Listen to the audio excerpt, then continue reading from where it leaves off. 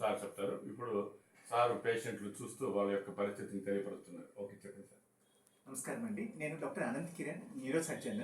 నాకు ఒక 13 సంవత్సరాల ఎక్స్పీరియన్స్ ఉందండి. నేను స్విమ్స్లో న్యూరో సర్జరీ చేశాను. ఇప్పుడు నేను consultant neuro surgeon Anitha neuro and multi speciality hospitals తిరుపతిలో బిసైడ్స్ ఓల్డ్ మున్సిపల్ ఆఫీస్ అందులో కన్సల్టెంట్ న్యూరో సర్జన్గా ఉన్నాను. ఇక్కడ పీలేరుకు ఏంటంటే ప్రతి 3వ ఆదివారం పీలేరులో జాన్సీ హాస్పిటల్కు పీలేరు ప్రజల కోసం అని చెప్పి నేను ఎప్పటిదో చాలా ఏళ్ల నుంచి వస్తూ ఉన్నాను. నాకు ఎంతోమంది ఇక్కడ పేషెంట్స్ కూడా ఉన్నారు. అండ్ ఇక్కడ నాకు సంతోషకరమైన ఏంటంటే ఎంతోమంది బెంగళూరు, చెన్నై అన్నీ తిరుగుతుంటారు. కానీ ఇక్కడ పల్లెటూళ్ళలో పాపం వాళ్ళు బయటికి పోలేక వాళ్ళ పిల్లలేమో ఎక్కడో ఉంటారు. వాళ్ళు వెళ్ళినప్పుడు అలా చూపించుకుంటారు, మళ్ళీ వచ్చేస్తారు. కానీ ఇక్కడ దగ్గరలోకి రావడం వల్ల వీళ్ళు మా దగ్గరికి ఫాలో అప్ వస్తున్నారు. కొన్ని మంచి వైద్యం కూడా మేము ఇవ్వగలుగుతున్నాము. ఇప్పుడే మీరు చూస్తే ఇప్పుడు ఒక అమ్మగారు వచ్చారు, లక్ష్మీదేవి, 60 సంవత్సరాలు. ఆమెకి కళ్ళు తిరుగుతున్నాయని నా దగ్గరికి వచ్చారు. ఇప్పుడు కళ్ళు తిరుగుతుంటే బయట డాక్టర్ గారు స్కాన్ చేశారు. స్కాన్ చేస్తే చెవు దగ్గర మెదడు లోపల, మెదడు చెవు ఆ జంక్షన్లో ఒక సిపి యాంగిల్ ట్యూమర్ అనేది ఒక బ్రెయిన్లో గడ్డ ఉంది. అమ్మగారు ఏంటంటే, సార్ నాకు బ్రెయిన్లో గడ్డ ఉంది, కంగారు పడుతూ నా దగ్గరికి వచ్చారు. కానీ విషయం ఏంటంటే ఈ గడ్డ సైజ్ చిన్నగానే ఉంది, దీనికి ఆపరేషన్ అక్కర్లేదు. బ్రెయిన్లో గడ్డ అంటారే భయపడాల్సిన అవసరం లేదు. బ్రెయిన్ ట్యూమర్స్ అనేది కొన్ని మంచి ట్యూమర్స్ ఉంటాయి, కొన్ని చెడ్డ ట్యూమర్స్ ఉంటాయి. కానీ మంచి ట్యూమర్స్ మంచి తొందరగా వైద్యం ఇస్తే పేషెంట్ 100% నార్మల్ ఉంటారు.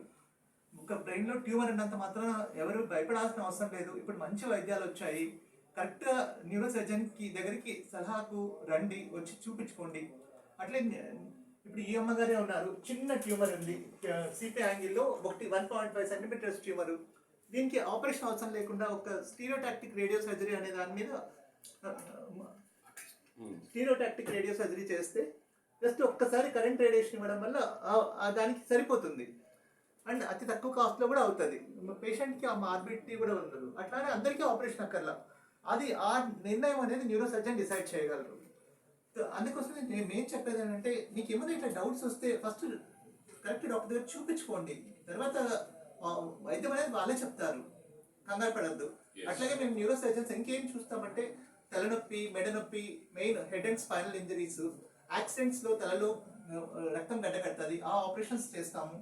అట్లే కొంచెం మందికి ఏంటంటే పక్షవాతం వస్తుంది. పక్షవాతం వచ్చిన వాళ్ళకి కూడా సివియర్గా ఉన్నప్పుడు, తలలో బ్లడ్ ఎక్కువగా ఉంది అన్నప్పుడు మేము ఆపరేషన్ చేసి ఆ బ్లడ్ తీస్తాము. ఒక్కోసారి ఇన్ఫాక్ట్స్ అంటాం, అక్కడ కూడా బ్రెయిన్ బాగా వాపు వస్తుంది, అప్పుడు కూడా ఆపరేషన్స్ చేస్తాము. అట్లాగే చాలా మంది పైనుంచి కింద పడడం వల్ల వెన్నుపూస విరుగుతుంటుంది, డిస్క్ ప్రాబ్లమ్స్ వస్తాయి, స్పాండిలోలిస్థిసిస్ అంటాము. వీటన్నిటి కూడా మేము న్యూరో సర్జన్స్ రెగ్యులర్గా ఆపరేషన్ చేస్తాము.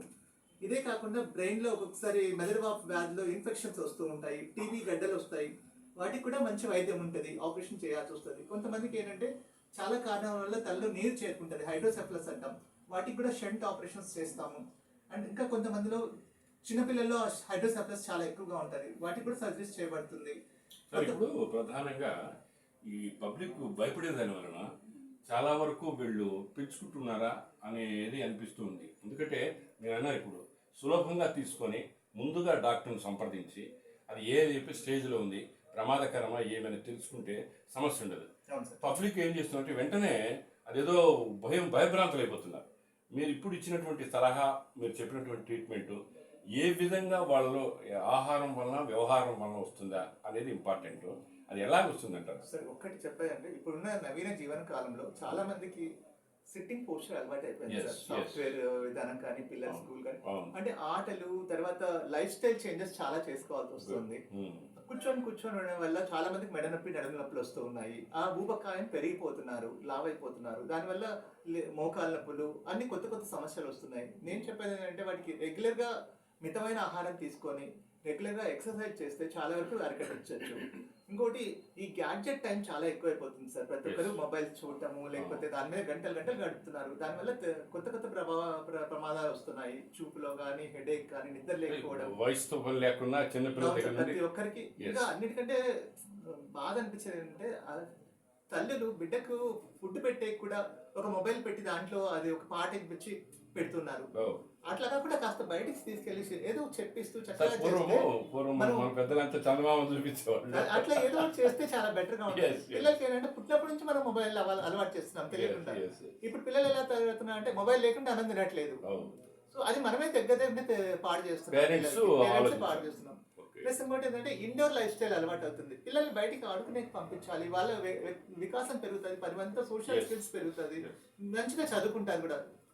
ఇంకా నేను చెప్పేది ఏంటంటే ఇప్పుడు చాలా మందికి మెడ నొప్పి, నడుము నొప్పి ఇవన్నీ కూడా అర్లీగా చూపించుకుంటే మంచి రెస్పాన్స్ ఉంటుందండి. దీనికి భయపడాల్సిన లేదు. అట్లే ఈవెన్ బ్రెయిన్ లో కూడా గడ్డలు వస్తాయి. బ్రెయిన్ ట్యూమర్ అన్నంత మాత్రం ప్రమాదకరమైనది కాదు. Good. బ్రెయిన్ ట్యూమర్ లో కూడా మంచి గడ్డలు ఉన్నాయి.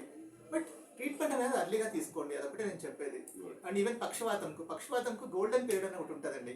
అంటే విత్ ఇన్ 3 hours లోపల రీచ్ అవుతే థ్రోంబలైజ్ చేస్తే 100% రికవరీ చేయొచ్చు చాలా వరకు. కానీ ఆ గోల్డెన్ పీరియడ్ దాటిన తర్వాత మా దగ్గరికి వస్తున్నారు, మేము ఏమి చేయలేకపోతున్నాము. అండ్ సార్ ఇప్పుడు గోల్డెన్ పీరియడ్ అంటారు కదా, ఏ విధంగా ఉంటుంది ఆ సిమ్టమ్స్? అంటే సార్ ఇది సో ఇప్పుడు పక్షవాతం వస్తే ఫాస్ట్ అనేది ఒకటి గుర్తుపెట్టుకోవాలి సార్. అదే అక్రోనియం అనమాట. ఫాస్ట్ అంటే ఫేషియల్ గ్రూపింగ్, మూతి వంకర పోవడము, Okay. లేకపోతే కన్ను ఇలా మూసుకుపోవడం అట్లా ఉంటుంది. అట్లే A for arm are leg ప్రారంభ దశ. అంటే ఈ లక్షణాలు ఉంటాయి అనమాట. ఓకే. ఫాస్ట్ అని FAST. ఎఫ్ అంటే ఫేషియల్ గ్రూపింగ్, మూతి వంకర పోవడం కానీ కళ్ళు ఇట్లా మూతిపోవడం, అది ఫేస్ లో ఉండే మార్పులు. ఏ అంటే ఆర్మ్ ఆర్ లెగ్ వీక్నెస్, చెయ్యి కానీ కాలు కానీ చచ్చిపడడం. Leg weakness. Okay. And S for speech abnormality, అంటే మాట తడబడుతుంటది, తేడా వస్తుంటది. ఈ 3 లక్షణాలుగా అనిపిస్తే ఎంత వీలైతే అంత తొందరగా T for time to act, అంటే అంత తొందరగా యాక్ట్ అవ్వాలి. దాన్ని గోల్డెన్ పీరియడ్ అంటారా? ఆ గోల్డెన్ పీరియడ్ 3 to 4.5 hours అనమాట. ఆ లోపల కనుక రాగలిగితే అన్ని టెస్టులు చేసేసి కొన్ని కండిషన్స్ ఉంటే వాటికి థ్రోంబోలైసిస్ ఇస్తారు. థ్రోంబోలైసిస్ ఇస్తే చాలా మంచి రెస్పాన్స్ ఉంటుంది. అది మరి చాలా మందికి తెలియదు, వచ్చేటప్పుడు చాలా లేట్ అయిపోతున్నారు అనమాట. ఆలస్యం చేస్తున్నారు. అలాగే ఇంకోటి సార్, ఆ సౌకర్యాలు పీరియడ్లో లేదు. కనీసం తిరుపతిలో చాలా తిరుపతి 40 minutes లో 40 minutes. ఇప్పుడు ఇంకా హైవే అయిన తర్వాత ఇంకా ఫాస్ట్గా వచ్చేస్తున్నారు. ఈవెన్ గవర్నమెంట్ ఆఫీస్ లో కూడా చేస్తున్నారు సార్. బట్ అప్రోచ్ తొందరగా అవ్వాలి. అంతే. యాక్షన్ వెంటనే చర్య తీసుకోవాలి, అవును. నిర్లక్ష్యం చేయకుండా. అవును. ఓకే సార్, ధన్యవాదాలు. ప్రస్తుతం డాక్టర్ వి అనంత్ కిరణ్ కుమార్ గారు మన ముందుకు రావడం జరిగింది. అయితే ప్రజల్లో మార్పులు అని ఏ విధమైనటువంటి ఆరోగ్య భద్రతలు చర్యలు తీసుకుంటే ఆరోగ్యవంతులుగా ఉండడానికి అవకాశం ఉంటుంది తెలియపరుస్తూ, మీరు యాజ్ ఎర్లీ యాజ్ పాసిబుల్ వెంటనే దానిపైన చర్య తీసుకొని మీరు ఆ గోల్డెన్ పీరియడ్లో తీసుకుంటే అన్ని విజయవంతమైనడానికి అవకాశం ఉంటుందని చెబుతూ, శ్రీ ఝాన్సీ హాస్పిటల్లో మనకు అందుగడిగా ఉన్నటువంటి ఫెసిలిటీస్ అన్నీ ఉన్నాయి కాబట్టి ప్రతి 3వ ఆదివారం నాడు కూడా మన డాక్టర్ గారు ఇక్కడికి వస్తున్నారు కాబట్టి ప్రత్యేక నిపుణులు, దానివల్ల మీరు అందరూ కూడా చెకప్ చేసుకోవడానికి ఆరోగ్యంగా ఉండడానికి అవకాశం ఉంటుందని తెలియపరిచారు. భాగ్యలక్ష్మి కేబుల్ నెట్వర్క్ వీక్షణ. ధన్యవాదాలు సార్, నమస్కారం.